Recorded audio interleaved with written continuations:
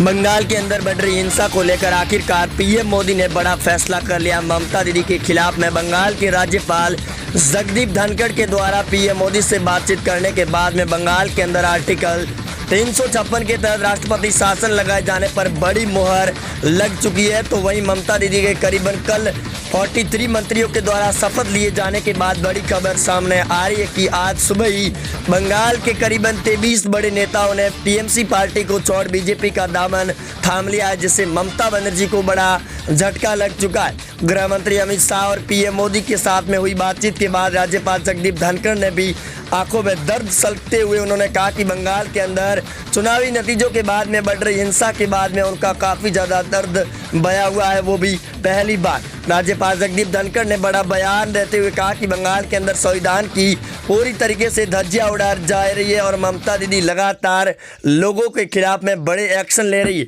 वहीं उन्होंने ये भी बयान देते हुए कहा कि बंगाल के अंदर कानून नाम की कोई व्यवस्था भी नहीं रही है और जल्द से जल्द अगर पीएम मोदी बंगाल के अंदर बड़ा एक्शन और संज्ञान नहीं लेते हैं तो बंगाल के अंदर बड़ा उलटफेर हो जाएगा। वहीं आपको बता दें कि आर्टिकल 356 के तहत राष्ट्रपति शासन लगाने की मांग कर चुके राज्यपाल जगदीप धनखड़ ने फिर से नया बयान देते हुए कहा कि ममता दीदी के जैसे ही शपथ लिए उसके बाद में लगातार हिंसा बढ़ रही है। ममता दीदी खुद हिंसा वाले क्षेत्रों के अंदर लोगों को जाने भी नहीं दिया जा रहा है। यहाँ तक कि केंद्र सरकार की गृह मंत्रालय से आई 4 सदस्यों की टीम के साथ भी कोऑपरेट नहीं किया जा रहा, उनके साथ भी बुरा बर्ताव किया जा रहा है। राज्यपाल ने यह भी बयान देते हुए कहा कि अगर जल्द से जल्द ममता दीदी को रोका नहीं गया और पीएम मोदी से लगाकर राष्ट्रपति शासन लागू नहीं किया गया बंगाल के अंदर तो बड़ा ही नुकसान हो जाएगा। वहीं आपको बता दें कि शुभेंदु अधिकारी को नेता प्रतिपक्ष के बनाए जाने के बाद बंगाल के अंदर बीजेपी के करीबन 77 एमएलए जो नवनिर्वाचित बने हैं उनको वाई और Z+ की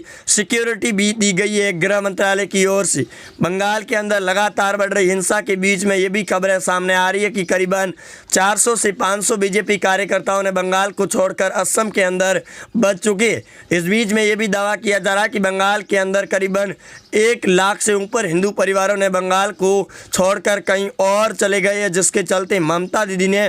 राज्यपाल के द्वारा लगाए गए बड़े आरोपों पर